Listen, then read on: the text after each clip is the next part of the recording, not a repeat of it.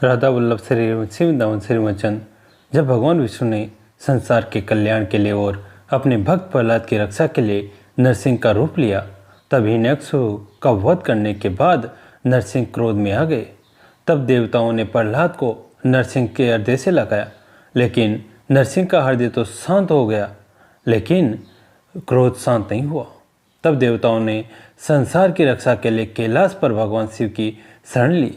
भगवान शिव ने अपने ही अंश से प्रकट भैरव रूप वीरभद्र को वहां भेजा।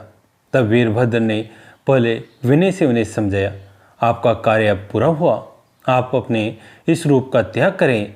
तब नरसिंह क्रोध में बोले, मैं इस संसार का परम ब्रह्म हूँ, मैं स्वतंत्र हूँ, मैं इस रूप का कभी त्याग नहीं करूँगा और संसार का प्रलय कर दूंगा।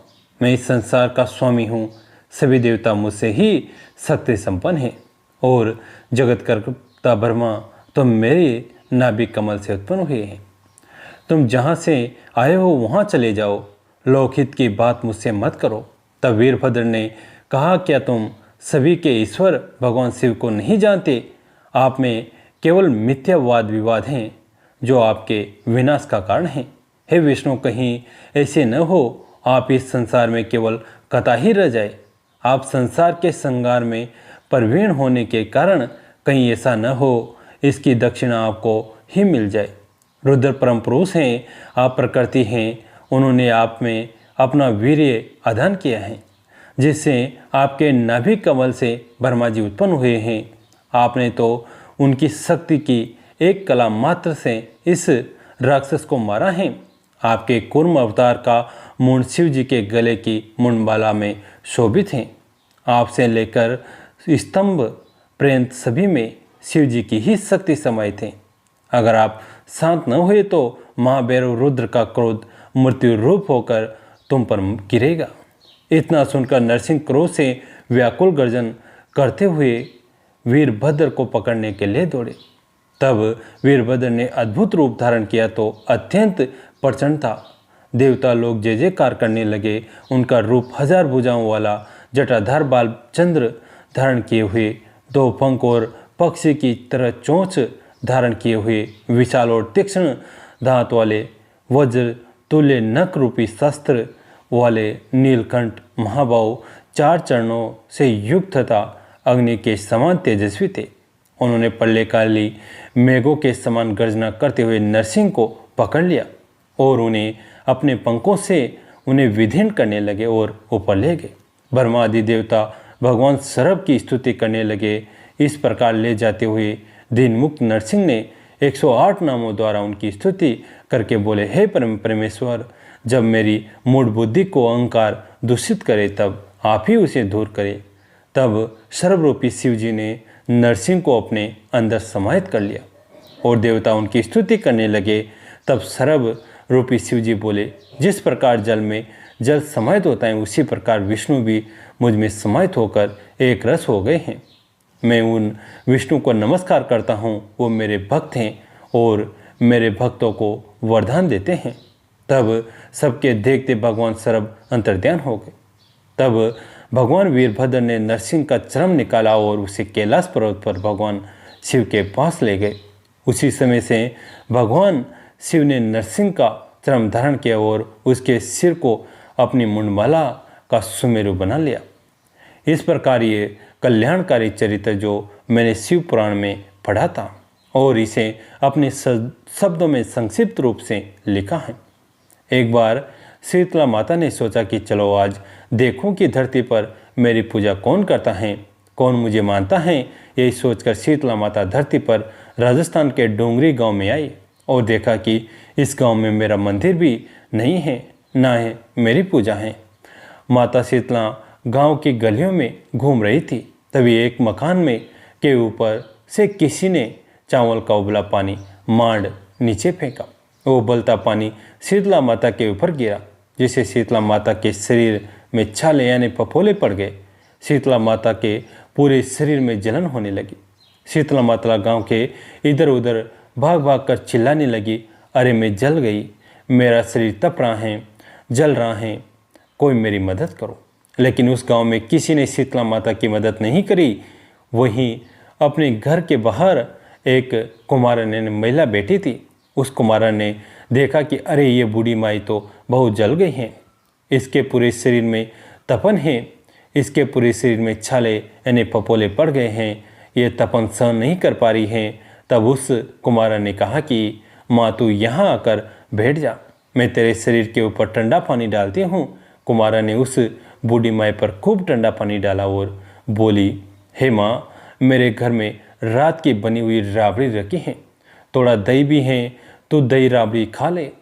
जब बूढ़ी माई ने ठंडी यानी ज्वार के आटे की राबड़ी और दही खाया तो उसके शरीर को ठंडक मिली। तब उस कुमारन ने कहा, हाँ माँ, बैठ जा, तेरे सिर के बाल बिखरे हुए हैं, ला मैं तेरी चोटी गुथ देती हूँ। और कुमारन माई की चोटी गुथने लगी, कंघी यानी कांसी बालों में करती रही। अचानक कुमारन की नज़र उस बूढ़ी माई के सिर के पीछे पड़ी तो कुमारन ने देखा कि ये एक आंख बालों के अंदर छुपी है। यह देखकर वो कुमारन डर के मारे घबरा कर भागने लगी। तभी उस बूढ़ी माई ने कहा, रुक जा बेटी, तू डर मत, मैं कोई भूत प्रेत नहीं हूँ, मैं शीतला देवी हूँ। मैं तो इस धरती पर देखने आई थी कि मुझे कौन मानता है, कौन मेरी पूजा करता है। इतना कर माता चार भुजा वाली हीरे जवाहरात के आभूषण पहने, सिर पर स्वर्ण मुकुट धारण किए अपने असली रूप में प्रकट हो गई। माता के दर्शन पर कुमारन सोचने लगी कि अब मैं गरीब इस माता को कहाँ बिठाऊं। तब माता बोली कि बेटी तू किस सोच में पड़ गई है। तब उस कुमार ने हाथ जोड़कर कहा, आंखों में आंसू बहते हुए कहा, हे माँ, मेरे घर में चारों तरफ दरिद्रता है, बिखरी हुई है, मैं आपको कहाँ बिठाऊं। मेरे घर में ना तो चौकी है ना बैठने का आसन। तब शीतला माता प्रसन्न होकर उस कुमारन के घर पर खड़े हुए गधे पर बैठकर एक हाथ में झाड़ू दूसरे हाथ में डलिया लेकर उस कुमारन के घर की दरिद्रता को झाड़कर डलिया में भरकर फेंक दिया और उस कुमारन से कहा कि बेटी, मैं तेरी सच्ची भक्ति से प्रसन्न हूँ, अब तुझे जो भी चाहिए मुझसे वरदान मांग ले। कुमारन ने हाथ जोड़कर कहा, माता, मेरी इच्छा है अब आप इसी यानी डोंगरी गांव में स्थापित होकर यहीं रहो और जिस प्रकार आपने मेरे घर की दरिद्रता को अपनी झाड़ू से साफ कर दिया, ऐसे ही आपको जो भी होली के बाद की सप्तमी को भक्ति भाव से पूजा करे, आपको ठंडा जल, दही व बासी ठंडा भोजन चढ़ाए, उसके घर की दरिद्रता को साफ करना और आपकी पूजा करने वाली नारी जाति यानी महिला का अखंड सुहाग रखना, उसके गोद हमेशा भरी रखना। साथ ही जो पुरुष शीतला सप्तमी को नाई के यहाँ बाल ना कटवाए, धोबी को पकड़े धुलने ना दे और पुरुष भी आप पर ठंडा जल चढ़कर, नारियल फूल चढ़ाकर परिवार सहित ठंडा बासी भोजन करे, उसके काम धंधे व्यापार में कभी दरिद्रता ना आए। तब माता बोली, तथास्तु है बेटी, जो तूने वरदान मांगे सब मुझे तुझे देती हूँ। हे बेटी, तुझे आशीर्वाद देती हूँ कि मेरी पूजा का मुख्य अधिकार इस धरती पर सिर्फ कुमार जाति का ही होगा। तभी उसी दिन डोंगरी में सीता माता स्थापित हो गई और उस गांव का नाम हो गया शील की डोंगरी। शील की डोंगरी भारत का एक मात्र मुख्य मंदिर है। शीतला सप्तमी वहाँ बहुत विशाल मेला बता है। इस कथा को पढ़ने से घर की दरिद्रता का नाश होने के साथ सभी मनोकामनाएं पूरी होती हैं। अर्धनारी रूप में शिव और भृंगु महर्षि, जब हम योग की बात करते हैं तो हम किसी व्यायाम या किसी तकनीक की बात नहीं करते हैं, हम इस सृष्टि के विज्ञान की बात कर रहे हैं और कैसे सृष्टि के इस अंश को इसकी परम संभावना तक ले जाया जा सकता है। हम उस विज्ञान और प्रौद्योगिकी की बात कर रहे हैं जिससे जीवन के हर एक पहलू को उसकी अंतिम संभावना तक ले जाया जा सकता है। जब शिव योग का संचालन और सृष्टि की संरचना की व्याख्या सप्त ऋषियों से कर रहे थे, तब एक सुंदर घटना घटित हुई। सप्त ऋषियों में से एक ऋषि, जो बाद में भृंगु महर्षि के नाम से जाने गए, शिव के एक उत्साही भक्त थे। इससे पहले योग प्रोग्राम में जो कांति सरोवर के किनारे हो रहा था, जिसे कृपा की झील के नाम से भी जाना जाता है, पार्वती भी मौजूद थी। भृंगुओं में संग की तरह सुबह जल्दी आए और वे शिव की प्रदक्षिणा करना चाहते थे। पार्वती शिव के करीब बैठी थी, परंतु भृंगु ने दोनों के बीच से होते हुए शिव की परिक्रमा पूरी की, क्योंकि वो शिव की प्रदक्षिणा करना चाहते थे। पार्वती की नहीं, शिव इससे खुश हुए, पर पार्वती नहीं। उन्हें ये पसंद नहीं आया। उन्होंने शिव की ओर देखा। शिव जी ने कहा, थोड़ा और करीब हो जाओ। वो परिक्रमा करेगा। पार्वती और करीब आ गई। भृगु ने देखा कि उसके निकलने के लिए पर्याप्त जगह नहीं है, तो उसने एक चूहे का रूप धारण किया और पार्वती को बाहर रखते हुए अकेले शिव जी की परिक्रमा पूरी की। पार्वती क्रोधित हो गई तो शिव जी ने उन्हें अपनी जंघा पर बैठा लिया। तब भृगु ने एक छोटे पंचे का रूप धारण करके शिव जी की परिक्रमा पूरी कर ली।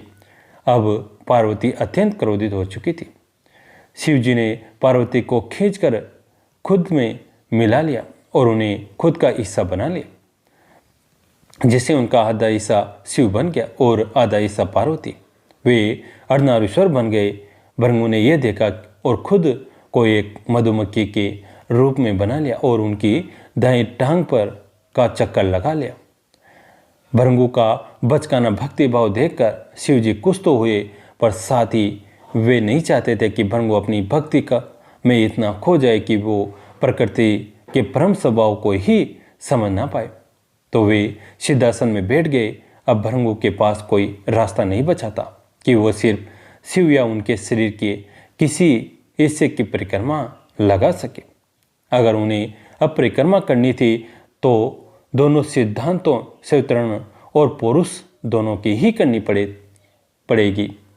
यह कहानी हमें संप्रेषण करती है कि जब हम योग की बात करते हैं तो हम सभी आयामों के समावेश की बात करते हैं।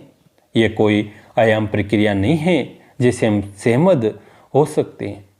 यह मानव जाति के परम कल्याण के बारे में है, जिसमें जीवन का कोई भी पहलू बाहर नहीं रखा जा सकता। ये ऐसे आयाम को छूने के बारे में जो सारे आयामों से परे हैं। ये एक ऐसे तंत्र के बारे में जिसे आप अपने पहले से मौजूद तंत्र जैसे शरीर, मन, भावनाएं और ऊर्जा को परमात्मा तक ले जाने वाली सीढ़ी के रूप में इस्तेमाल कर सके। यह तक कि ऐसी पद्धति है जिसे आप अपनी परम प्रकृति के लिए स्वयं को पहले कदम के रूप में तैयार कर सकते हैं। कैसी लगी आज की कथा? अगर अच्छी लगी तो इसे अपने दोस्तों के साथ, फैमिली के साथ शेयर करें। कहानी अंत तक सुनने के लिए आप सभी का तेजी से धन्यवाद। राधा वल्लभ श्री रिमन श्री वृंदावन श्री मंचन। आज की कथा श्री गणेश जी की कथा है। इसको अंत तक जरूर सुने। हम सब ने भगवान विष्णु के 10 अवतारों और भगवान शंकर के 19 अवतारों के विषय में सुना है, किंतु क्या आपको श्री गणेश के अवतारों के विषय में पता है? वैसे तो श्री गणेश के कई रूप और अवतार हैं, किंतु उनमें से 8 अवतार जिसे अष्टरूप कहते हैं वो अधिक प्रसिद्ध हैं। इन 8 अवतारों की सबसे बड़ी विशेषता यह है कि इन्हीं सभी अवतारों में श्री गणेश ने अपने शत्रुओं का वध नहीं किया, बल्कि उनके प्रताप से वे सभी स्वतः उनके भक्त हो गए। आइए उसके विषय में कुछ जानते हैं। वक्रतुंड मत्स्यासुर नामक एक राक्षस था जो महादेव का बड़ा भक्त था। उसने भगवान शंकर की तपस्या कर यह वरदान प्राप्त किया कि उसे किसी का भय न हो।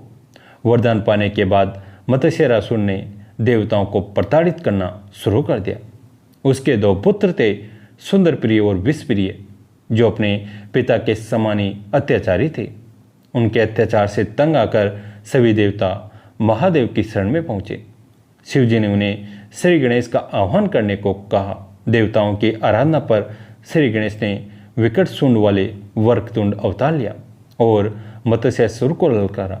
अपने पिता की रक्षा के लिए सुंदर प्रिय और विषप्रिय दोनों ने उन पर आक्रमण किया, किंतु श्री गणेश ने उन्हें तत्काल अपनी सूंड में लपेट कर मार डाला। ये देखकर मत्स्यासुर ने अपनी प्रज्ञा स्वीकार की और श्री गणेश का भक्त बन गया।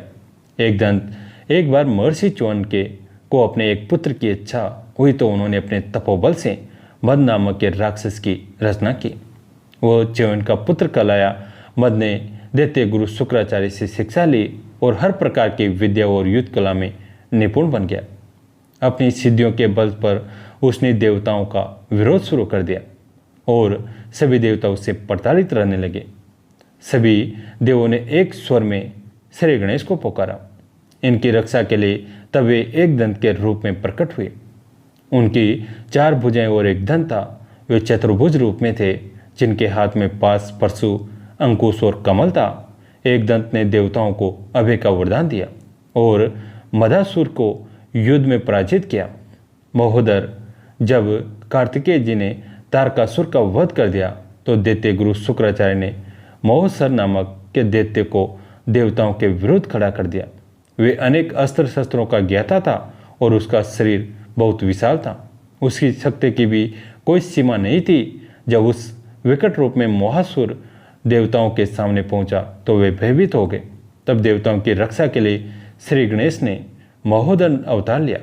उस रूप में उनका उदर अर्थात पेट इतना बड़ा था कि उसने आकाश को आच्छादित कर दिया। जब वे मोहासुर के समक्ष पहुंचे तो उनका वो अद्भुत रूप देखकर मोहासुर ने बिना युद्ध के ही आत्मसमर्पण कर दिया। उसके बाद उसने देव महोदर को ही अपना इष्ट बना लिया। विकट, जालंधर और वृंदा की कथा तो हम सभी जानते हैं। जब शरीर ने जालंधर के विनाश हेतु उसकी पत्नी वृंदा का सतीत्व भंग किया तो महादेव ने जालंधर का वध कर दिया। तत्पश्चात वृंदा ने आत्मदाह कर लिया और उन्हीं के क्रोध से कामासुर का एक महापराक्रमी दैत्य उत्पन्न हुआ। उसने महादेव से कहीं आशीर्वाद प्राप्त कर त्रिलोक पर अधिकार जमा लिया। त्रिलोक को त्रस्त जानकर श्री गणेश ने विकट रूप में अवतार लिया और अपने उस अवतार में उन्होंने अपने बड़े भाई कार्तिकेय के मयूर को अपना वाहन बनाया। उसके बाद उन्होंने कामासुर से घोर युद्ध कर उसे पराजित किया और देवताओं को निष्कंटक किया। बाद में कामासुर श्री गणेश का भक्त बन गया। गजानन एक बार धनपति कुबेर को अपने धन का अहंकार हो गया और लोभ हो गया। उनके लोभ से लोभासुर नाम के असुर का जन्म हुआ। मार्गदर्शन के लिए वो शुक्राचार्य की शरण में गया। शुक्राचार्य ने उसे महादेव की तपस्या करने का आदेश दिया। उसने भोलेनाथ की घोर तपस्या की, जिसके बाद महादेव ने उसे त्रिलोक विजय का वरदान दे दिया। उस वरदान के मद में लोभासुर स्वर्ग, पृथ्वी और पाताल का अधिपति हो गया। सारे देवता स्वर्ग से हाथ धोकर अपने गुरु बृहस्पति के पास गए। देवगुरु ने उन्हें श्री गणेश की तपस्या करने को कहा। देवराज इंद्र के साथ सभी देवों ने श्री गणेश की तपस्या की, जिससे श्री गणेश प्रसन्न हुए और उन्होंने देवताओं को आश्वासन दिया कि वे अवश्य उनका उद्धार करेंगे। श्री गणेश ही गजानन रूप में पृथ्वी पर आए और अपने मूषक द्वारा लोभासुर को युद्ध का संदेश भेजा। जब शुक्राचार्य ने जाना कि गजानन स्वयं आए हैं तो लोभासुर की पराजय निश्चित जानकर उन्होंने उसे श्री गणेश की शरण में जाने का उपदेश दिया। अपने गुरु की बात सुनकर लोभासुर ने बिना युद्ध किए ही अपनी पराजय स्वीकार कर ली और उनका भक्त बन गया। लंबोदर क्रोधासुर नाम का एक दैत्य था जो अजय बनना चाहता था। उसने इसी इच्छा से भगवान सूर्यनारायण की तपस्या की और उनसे ब्रह्मांड विजय का वरदान प्राप्त कर लिया। वरदान प्राप्त करने के बाद क्रोधासुर विश्व विजय के अभियान पर निकला। उसे स्वर्ग की ओर आते देख इंद्र और सभी देवता भयभीत हो गए। उन्होंने श्री गणेश से प्रार्थना की कि वो किसी भी प्रकार क्रोधासुर को स्वर्ग पहुंचने से रोके। तब वे लंबोदर का रूप लेकर क्रोधासुर के पास आए और उसे समझाया कि वो कभी भी अजय नहीं बन सकता। इस पर क्रोधासुर उनकी बात ना मानकर स्वर्ग की ओर बढ़ने लगा। ये देखकर श्री गणेश ने अपने उदर यानी पेट द्वारा उस मार्ग को बंद कर दिया। ये देखकर क्रोधासुर दूसरे मार्ग की ओर मुड़ा। तब लंबोदर रूपी श्री गणेश ने अपने उदर को विस्तार कर वो मार्ग भी अवरुद्ध कर दिया। क्रोधासुर जिस भी मार्ग पर जाता श्री गणेश उसे अपने उदर से उस मार्ग को बंद कर देते। ये देखकर क्रोधासुर का अभिमान समाप्त हो गया और वो श्री गणेश का भक्त बन गया। उनके आदेश पर उसने अपना युद्ध अभियान बंद कर दिया और पाताल में जाकर बस गया। विघ्नराज एक बार माता पार्वती कैलाश पर अपनी सखियों के साथ बातचीत कर रही थी। उसी दौरान वे जोर से हंस पड़ी। उनके हंसी से एक विशाल पुरुष की उत्पत्ति हुई। क्योंकि उसका जन्म माता पार्वती के ममता भाव से हुआ था, इसलिए उन्होंने इसका नाम मम रखा। बाद में मम देवी पार्वती की आज्ञा से वन में तपस्या करने चला गया। वही वो असुर राज सम्रासुर से मिला। उसे योग्य जानकर सम्रासुर ने उसे कई प्रकार की आसुरी शक्तियां सिखा दी। बाद में सम्रासुर ने मम को श्री गणेश की उपासना करने को कहा। मम ने गणपति को प्रसन्न कर अपार शक्ति का स्वामी बन गया। तब पूर्ण होने पर के बाद सम्रासुर ने उसका विवाह अपनी पुत्री मोहिनी के साथ कर दिया। जब दैत्य गुरु शुक्राचार्य ने मम के तप के बारे में सुना तो उन्होंने उसे दैत्यराज के पद पर विभूषित कर दिया।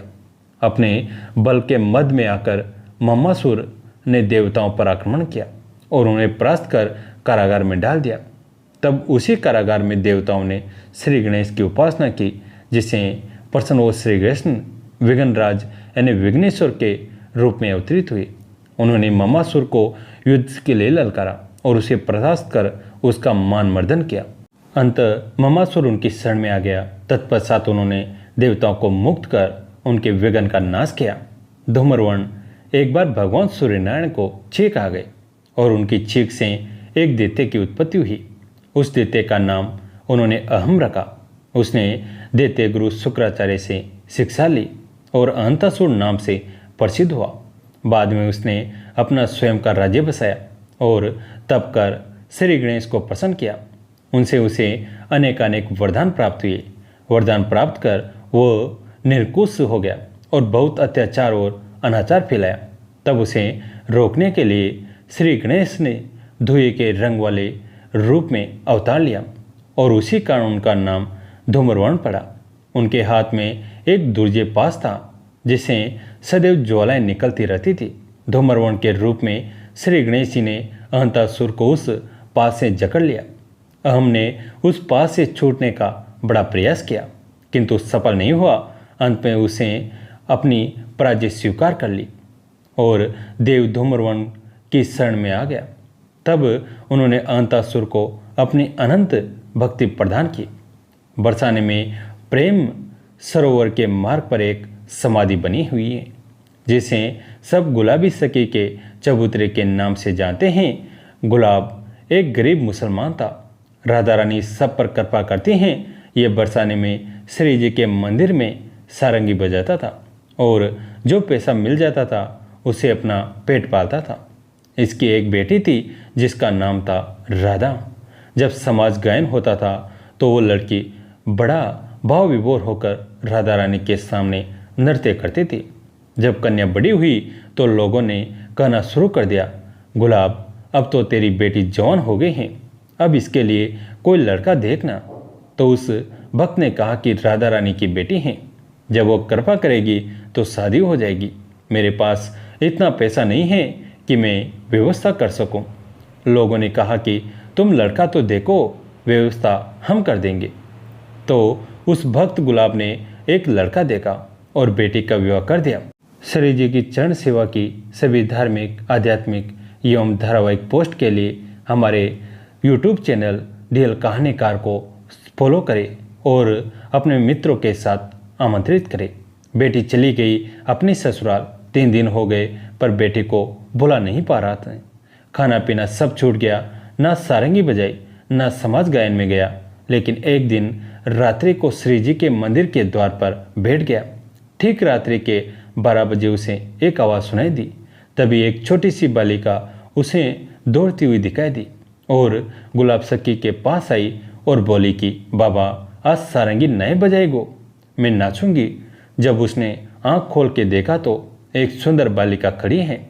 उसने पास रखी सारंगी उठाई और बजाना शुरू कर दिया।